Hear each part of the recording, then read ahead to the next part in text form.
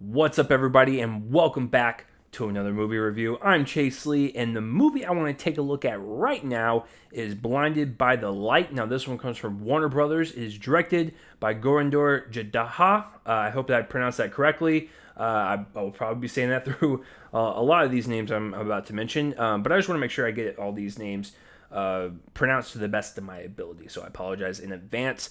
This one tells the story of Javid and his Pakistani family in 1987 Britain, where a lot of bigotry is going on. Definitely a lot of white nationalists trying to kick out the Pakistanis around their area and stuff. So definitely stuff that applies to today, which is scary, knowing that it's still going on. But while all that's going on, he still lives in a Pakistani household. He's trying to go to school, but his dad is making him go to school so he can get a factory job and do what his dad did and have an arranged marriage and be really confined to the Pakistani, culture and, not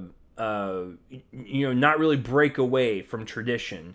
And so Javid, he's going along for that until he runs into someone at school, and this someone at school, listens to Bruce Springsteen and is really a huge fan of him and is really inspired by his lyrics. And so he lets him borrow the tapes, and so he listens to the music, and now Javid gets inspired by the music, and he really wants to kind of break free and achieve his dreams and go after what he really wants in life, which is to write poems and change the world and have his own unique voice and really kind of change the course in literature around the world. And so he gets really inspired by the music. He meets a girl, and it just kind of teaches him about life, and knowing that Bruce Springsteen can kind of relate to him on that level, even though he's a big star and a singer. That's really special to Javid, and he really harnesses that special connection he has with Bruce Springsteen, even though at this point in the story he has not met him, because this is based on a true story, and he eventually gets to see Bruce Springsteen like 150 times in real life. Crazy. Dedicated fan. That's awesome. Anyways, going into this movie, I didn't really know what to expect. I saw the trailers to it. I thought it looked uplifting. I thought it looked inspirational. Like I was just going to walk out of the theater with a huge smile on my face. And I got to tell you, I thought the movie was fine. There's a couple elements I like a little bit more than just the fine kind of bare minimum. But it's not a bad film. It's not really a great film that I'm going to remember. But I think it's serviceable, and it hits a lot of the kind of beats you would expect from this type of story. He's in his small town. He's being picked on because of his race, and he finds the music, and he wants to break free. His dad doesn't let him, and he's resisting, and they have a bunch of arguments and stuff. And so it's stuff that you would expect from this type of story. But I still found it enjoyable nonetheless. But it was just kind of like there for me. So Gurinder, I think her directing this film, you can definitely tell there was a lot of passion behind this project. I've seen her in a couple of interviews, and she's really inspired by this story. She wanted to tell this story. I just thought that there wasn't like any visual flair to this movie. Like there was a couple times where he would listen to the songs and like the lyrics would pop out on the screen, or every time when Javid would put his headphones on, he would sing out loud. It would almost look like a fantasy sequence kind of, but it never really went to like that level where she brought like a visual style to it. I felt the passion, and I felt like the need to tell this story. But there wasn't like any visual like pop to it where I could be like, wow, that was really fantastic on how she directed that scene. It was just kind of like, it was fine. And the same goes with the cinematography. I thought it looked kind of basic and kind of just muted from start to finish, from the color palette to the staging to the shot compositions. It's just, everything felt fine. like and you know, the cinematography was just kind of like muted throughout the entire thing, and didn't really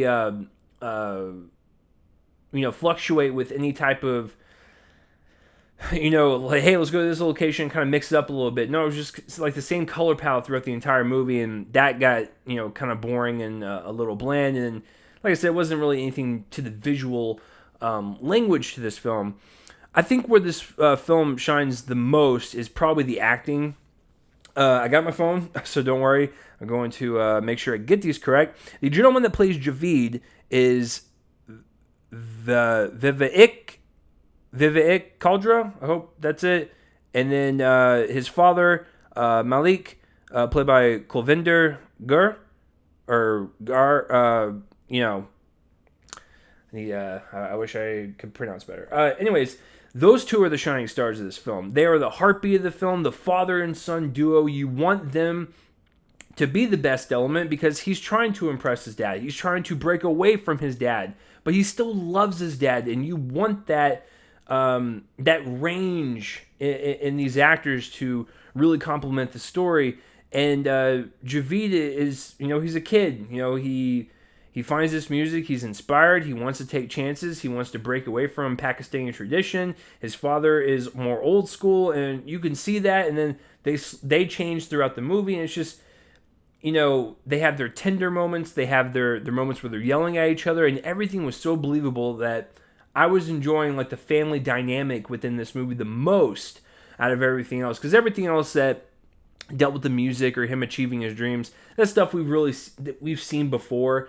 But it's the family dynamic that I appreciated the most, and the actors really brought their A game, and that had to do with the, you know, his mother, the sisters in the household. I love that whole, you know, just clan, that family bond that they all had, and the father and son really kind of captured that relationship, which is, like I said, what you need to do in this type of story.